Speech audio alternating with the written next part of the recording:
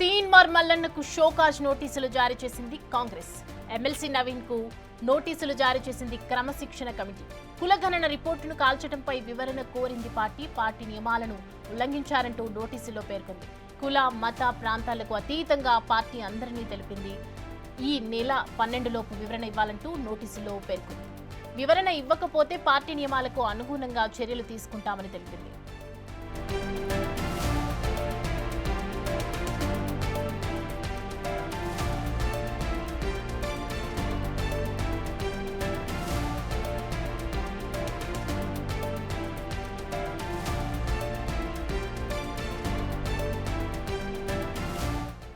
ఇక ఈ అంశానికి సంబంధించి మరిన్ని అప్డేట్స్ మా అసోసియేట్ ఇన్పుట్ ఎడిటర్ నగేష్ లైన్లో సిద్ధంగా ఉన్నారు.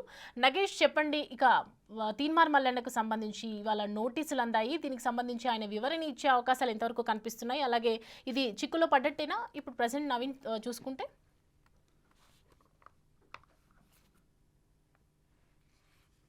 12 తారీఖు లోపల షోకాజ్ నోటీకి సమాధానం ఇవ్వాలని చెప్పి కాంగ్రెస్ పార్టీ క్రమశిక్షణ కమిటీ చిన్నారెడ్డి నేతృత్వంలో సమావేశమైన తర్వాత నిర్ణయం తీసుకుంది. ఇవాళ సిఎల్పి మీటింగ్ లో కూడా ఇలాంటి వ్యవహారం పైన కూడా చాలా సీరియస్ గా చర్చ జరిగింది.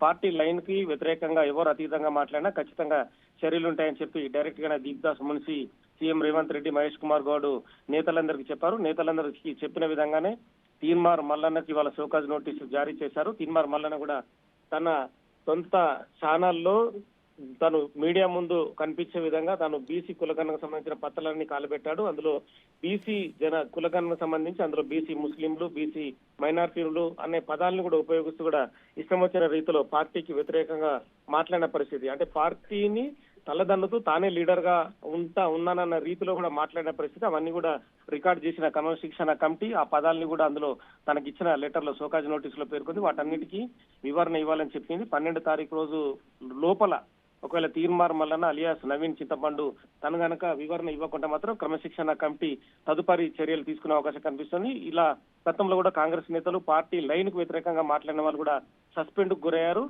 ఇందులో మరి తీన్మార్ మల్లన్న ఉంటాడా లేదా పార్టీ ముందు అటెండ్ అవుతాడని కూడా ఖచ్చితంగా చూడాలి. ఇవాళ ఏదైతే ఎంసీహెచ్ఆర్డీలో జరిగిన ఎమ్మెల్యేలు, ఎమ్మెల్సీలు, మంత్రులకు సంబంధించిన మీటింగ్ కూడా తీర్మాన్ మల్లన్న అటెండ్ కాలేదు. మరి తను అటెండ్ అవుతే అక్కడ తనని కూడా క్వశ్చన్ చేస్తారు అందరి ముందని చెప్పి మల్లన్న భావించిండు అనేది కూడా కొంతమంది నేతలు అనుకుంటున్నారు.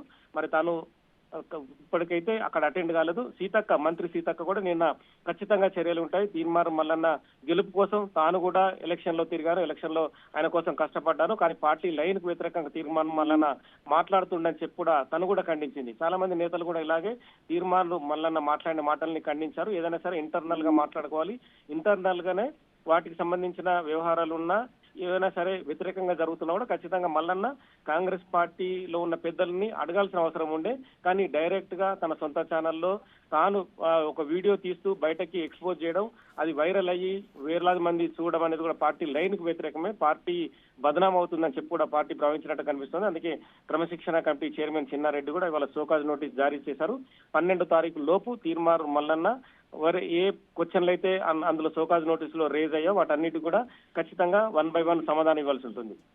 నగేష్, అంటే ఇది ఇప్పుడు చూసుకుంటే కనుక ఒకే పార్టీలో ఉంటూ ఆయన అట్లా పేపర్లు కార్చేయటము, మళ్ళీ ఈరోజు సిఎల్పి మీటింగ్లో కూడా అటెండ్ కాకపోవటము, ఇదంతా చూస్తూ ఉంటే కనుక ఇంటర్నల్గా ఆయన డిస్టెన్స్ మెయింటైన్ చేస్తున్నట్లు అట్లా అనిపిస్తోంది. సో ఒకవేళ ఈ వివరాలు ఇచ్చుకోకపోతే 12 లోపు పార్టీ నుంచి ఏమైనా వచ్చే అవకాశాలు ఉన్నాయా సస్పెండ్కి సంబంధించి? కానీ ఖచ్చితంగా క్రమశిక్షణ చర్యలో భాగంగా చాలా మంది నేతలకు గతంలోనే క్రమశిక్షణ చర్యలో భాగంగా సస్పెన్షన్ కు 6 నెలల సంవత్సరం అనేది కూడా పార్టీ బైలైన్ కు సంబంధించిన రూల్స్ కు నిబంధనలకు అనుగుణంగానే సస్పెండ్ చేస్తారు. అందులో 6 నెలలు ఉంటుందా, సంవత్సరం ఉంటుంది అనేది తాను సమాధానం ఇవ్వకుంటే ఆ లెటర్ కి ఖచ్చితంగా చర్యలు ఉంటాయి. ఎందుకంటే బీసీ కులగణకు సంబంధించి డైరెక్ట్ గానే వ్యాఖ్యలు చేస్తున్నాడు. బీసీ జనాభాని ఎందుకు తగ్గించి చూపారని చెప్పి కూడా తను వ్యాఖ్యలు చేశాడు. బీసీ కులగణన అనేది ఉత్త ట్రాష్ అని చెప్పి కూడా తను డైరెక్ట్ గానే మాట్లాడిన పరిస్థితి. అంటే ప్రభుత్వం ఏదైతే ఒక వ్యవహారాన్ని తీసుకుంది ఆ వ్యవహారానికి సంబంధించి కూడా కులగణన చేయాలని చెప్పి దేశవ్యాప్తంగా ఏ రాష్ట్రం చేయని విధంగా కులగణన చేసి ఆ రిపోర్ట్ ని కేంద్రానికి పంపుతుంది. అంటే దేశంలో ఖచ్చితంగా ప్రతి రాష్ట్రంలో కులగణన చేయాలి, బీసీలకు న్యాయం జరగాలి అనేది కాంగ్రెస్ పార్టీ లైన్. అందుకు అనుగుణంగానే కూడా తెలంగాణ రాష్ట్రం మొదట ఈ చర్యను చేపట్టింది. తదుపరి కేంద్రానికి పంపి కేంద్రం పైన ఒత్తిడి తీసుకొచ్చే విధంగానే బీసీ కులగణన జరిగిందని చెప్పొచ్చు. కానీ దానికి అతీతంగా ఏదైతే పార్టీ లైన్ కు వ్యతిరేకంగా తాను ఒక గళాన్ని ఎత్తుకొని ఆ గళానికి అనుగుణంగానే మల్లన్న మాట్లాడారు. అందులో ఒక వీడియోలో కూడా మల్లన్న బీసీ కులగణనకు సంబంధించిన పేపర్లు కాల్ చేయడం అనేది కూడా పెద్ద వివాదాస్పదమైంది. ఆ వ్యవహారాన్ని పార్టీ చాలా సీరియస్ గా తీసుకుందని చెప్పొచ్చు. సీరియస్ గా తీసుకుంది కాబట్టి వాళ్ళ షోకాజ్ నోటీసు మల్లన్నకు జారీ అయింది. Thanks for the updates Nagesh.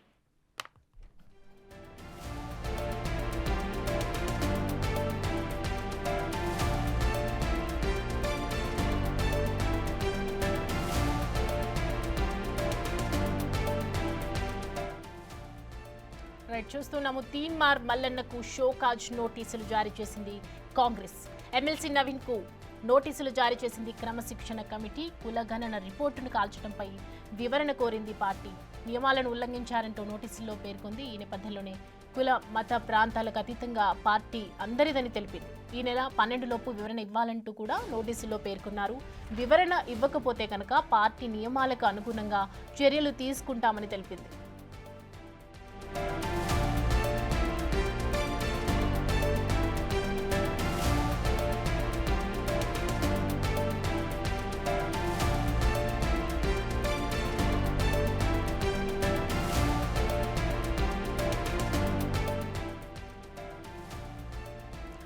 కులగణన రిపోర్టును కాల్చడంపై వివరణ కోరింది క్రమశిక్షణ కమిటీ. MLC Naveen Teenmar alias MLC Naveen Teenmar Mallanna show cause నోటీసులు జారీ చేసింది కాంగ్రెస్ పార్టీ. కులగణన రిపోర్టును కాల్చడంపై వివరణ కోరింది. నియమాలను తను ఉల్లంఘించారంటూ నోటీసుల్లో పేర్కొనడం జరిగింది. కాంగ్రెస్ పార్టీ కుల మత ప్రాంతాలకు అతీతంగా ఉంటుందని తెలిపింది. ఈ నెల 12 లోపు వివరణ ఇవ్వాలి, ఇవ్వకపోతే నియమాలకు అనుగుణంగా చర్యలు తీసుకుంటామని నోటీసులో పేర్కొంది.